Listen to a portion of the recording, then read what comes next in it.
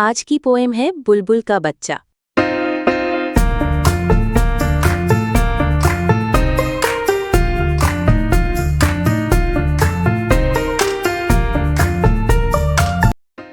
बुलबुल का बच्चा, बुलबुल का बच्चा, खाता था खिचड़ी, पीता था पानी।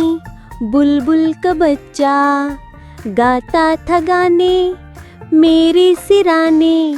बुलबुल का बच्चा एक दिन अकेला बैठा हुआ था।